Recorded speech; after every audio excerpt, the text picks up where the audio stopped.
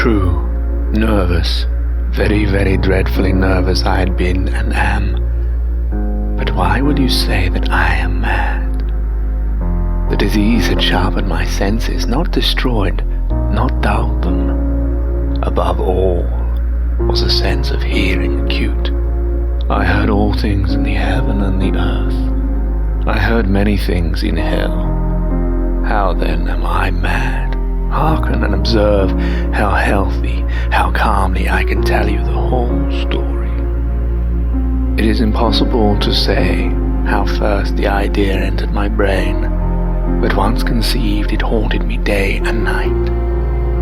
Objects there were none, passions there were none. I loved the old man. He had never wronged me. He had never given me an insult. For his gold I had no desire. I think it was his eye. Yes, it was this. He had the eye of a vulture, a pale blue eye with a film over it. Whenever it fell upon me, my blood ran cold, and so by degrees, very gradually, I made up my mind to take the life of the old man, and thus rid myself of the eye forever. Now this is the point. You fancy me mad. Madmen know nothing. But you should have seen me. You should have seen how wisely I proceeded. With what caution, with what foresight, with what dissimulation I went to work. I was never kinder to the old man than during the whole week before I killed him. And every night, about midnight, I turned the latch of his door and opened it, oh, so gently. And then, when I had made an opening sufficient for my head, I put in a dark lantern, all closed, that no light shone out, and then I thrust in my head. Laughed to see how cunningly I thrust it in. I moved it slowly, very, very slowly, that I might not disturb the old man's sleep. It took me an hour to place my whole head within the opening, so far that I could see him as he lay upon his bed. Would a madman have been so wise as this? And then, when my head was well in the room, I undid the lantern cautiously, oh, so cautiously, for the hinges creaked. I undid it just so much that a single thin ray fell upon the vulture eye. And this I did for 7 long nights, every night just at midnight. But I found the eye always closed, and so it is impossible to do the work. For it was not the old man who vexed me, but his evil eye. And every morning when the day broke, I went boldly into the chamber and spoke courageously to him, calling him by name in a hearty tone, and inquiring how he had passed the night. So you see, he would have been a very profound old man indeed to suspect that every night just at 12, I looked in upon him while he slept. Upon the 8th night, I was more than usually cautious in opening the door. A watch's minute hand moves more quickly than did mine. Never before that night had I found the extent of my own powers, of my sagacity. I could scarcely contain my feelings of triumph to think that there I was, opening the door, little by little, and he not even to dream of my secret deeds or thoughts. I fairly chuckled at the idea. Perhaps he heard me, for he moved on the bed suddenly as if startled. Now you may think that I drew back, but no. His room was as black as pitch with a thick darkness, for the shutters were closed, fastened through fear of robbers, and so I knew that he could not see the opening of the door, and I kept pushing it on, steadily,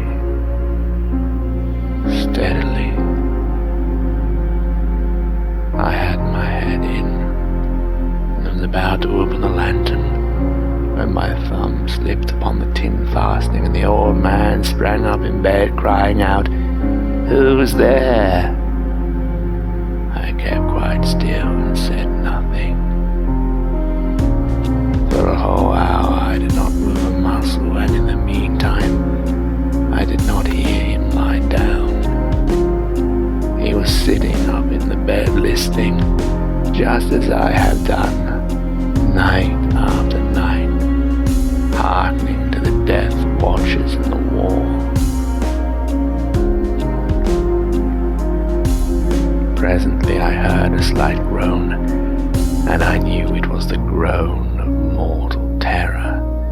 It was not a groan of pain or of grief, oh no. It was a low, stifled sound that arises from the bottom of the soul when overcharged with awe. I knew the sound well. Many a night, just at midnight, when all the world slept, it has welled up from my own bosom, deepening with its dreadful echo the terrors that distracted me. I say I knew it well. I knew what the old man felt, and pitied him, although I chuckled at heart.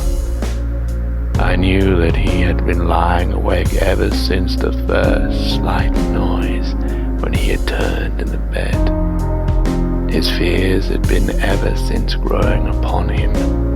He had been trying to fancy them causeless, but could not.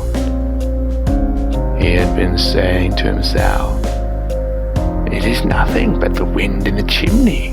It is only a mouse crossing the floor."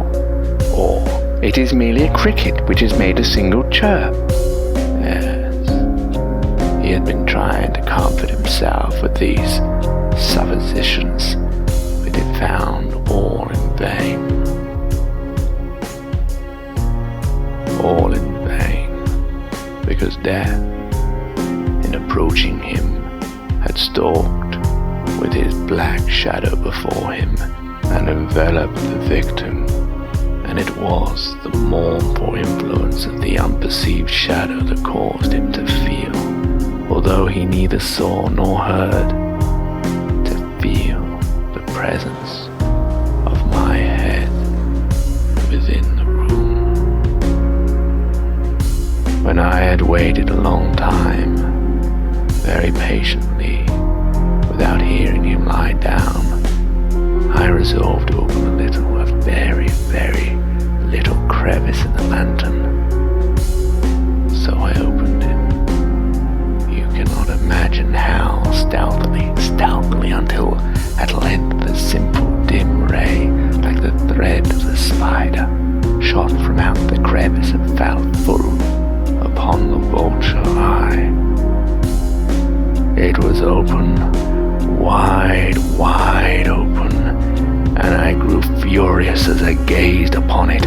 I saw it with perfect distinctness, all a dull blue with a hideous veil over it that chilled the very marrow in my bones.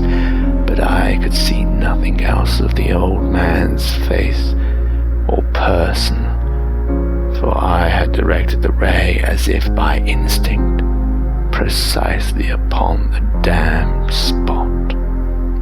And I have not told you that what you mistake for madness is but over-acuteness of the sense.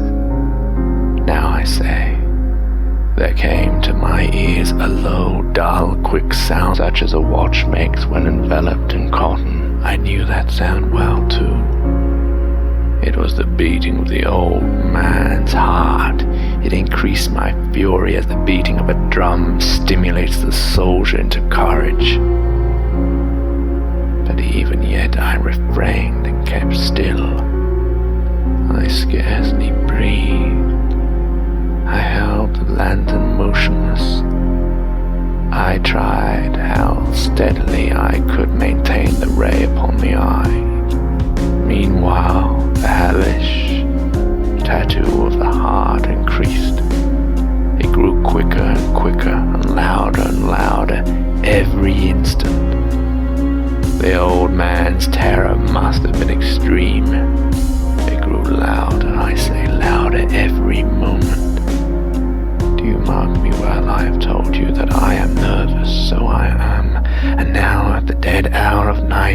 amid the dreadful silence of that old house, so strange a noise as this excited me to uncontrollable terror. Yet, for some minutes longer I refrained and stood still. But the beating grew louder, louder. I thought the heart must burst, and now a new anxiety seized me. The sound would be heard by a neighbor. The old man's hour had come. With a loud yell, I threw open the lantern and leaped into the room. He shrieked once only. In an instant, I dragged him to the floor and pulled the heavy bed over him. I then smiled gaily to find the deed so far done. But for many minutes, the heart beat on with a muffled sound. This, however, did not vex me. It would not be heard through the wall. At length it ceased. The old man was dead. I removed the bed and examined the corpse. Yes, he was stone dead. I placed my hand upon the heart and held it there many minutes. There was no pulsation. He was stone dead. His eye would trouble me no more. If still you think me mad, you will think so no longer when I describe the wise precaution I took for the concealment of the body. The night waned and I worked hastily but in silence. First of all, I dismembered the corpse. I cut off the head and the arms and the legs. I then took up 3 planks from the flooring of the chamber and deposited all between the scantlings. I then replaced the boards so cleverly, so cunningly, that no human eye, not even his, could have detected anything wrong.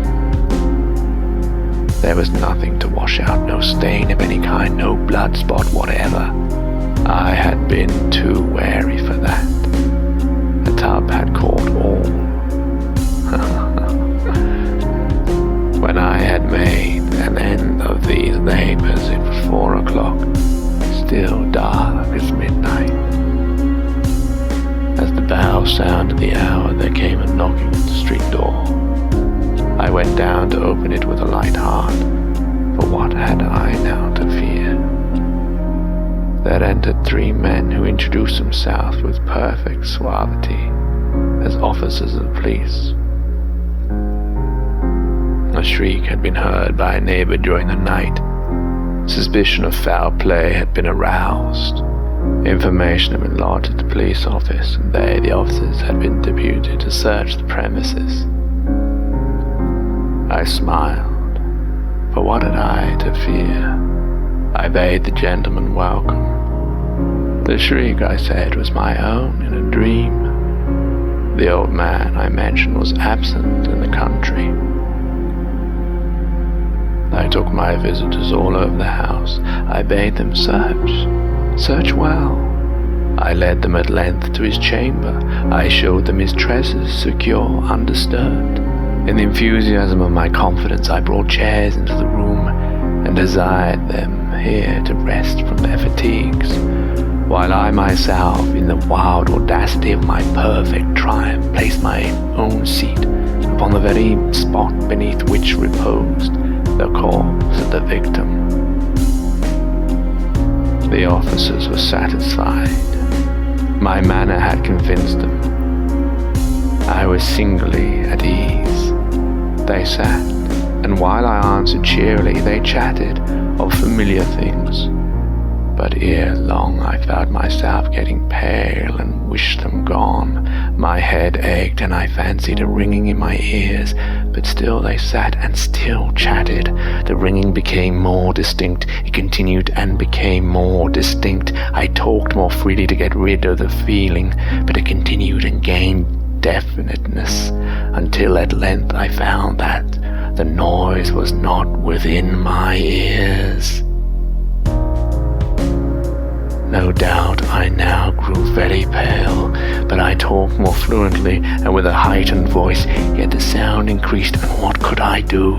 It was a low, dull, quick sound, much such a sound as a watch makes when enveloped in cotton. I gasped for breath, and yet the officers heard it not. I talked more quickly, more vehemently, but the noise steadily increased. I arose and argued about trifles in a high key and with violent gesticulations, but the noise steadily increased. Why would they not be gone? I paced the floor to and fro with heavy strides as if excited to fury by the observation of the men, but the noise steadily increased. Oh God, what could I do? I foamed, I raved, I swore. I swung the chair upon which I had been sitting and grated it upon the boards, but the noise arose over all and continually increased. It grew louder, louder, louder, and still the men chatted pleasantly and smiled. Was it possible? They heard not. Almighty God, no. No, they heard, they suspected, they knew. They were making a mockery of my horror.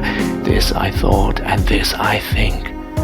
But anything was better than this agony. Anything was more tolerable than this derision. I could bear those hypocritical smiles no longer. I felt that I must scream or die. And now, again, hark, louder, louder, louder. Villains, I shrieked. Dissemble no more.